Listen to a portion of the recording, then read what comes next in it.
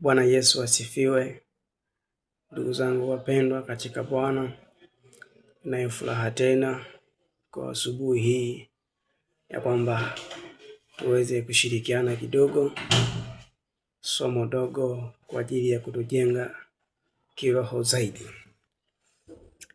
Leo ninakuletea somo lenye kichwa kinasema maisha yako ni Injili. Bwana Yesu asifiwe.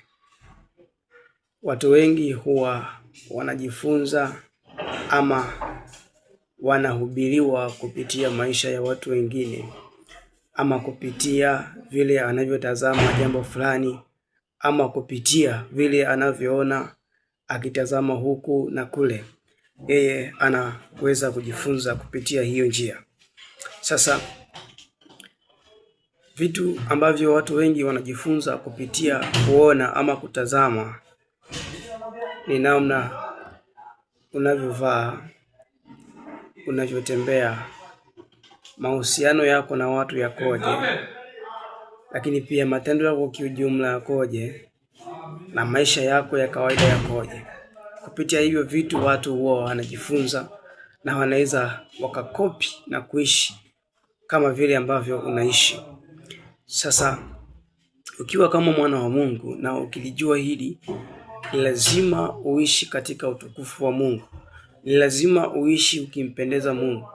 Unapokaa katikati ya watu au unapokuwa mwenyewe, lazima ujue hivi ninavyovifanya watu wengine wananitazama kwa namna gani. Hiki ninachokifanya, ninachokitenda watu wengine kinawafurahisha ama kinawakera kwa namna gani, ama kinawafundisha nini watu wengine wanaonitazama.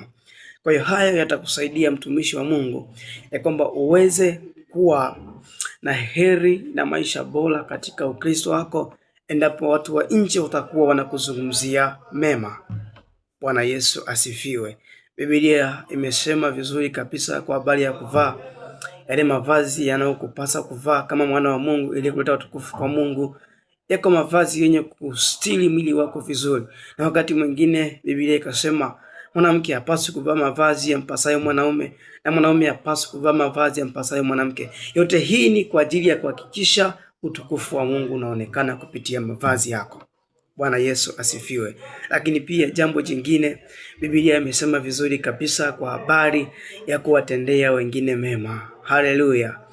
Unapomtendea mwingine mema, basi ni furaha mbele za Mungu. Lakini pia wakati mwingine wanaweza wakutendea mabaya, lakini Biblia haijakuruhusu wewe kuwalipa mabaya.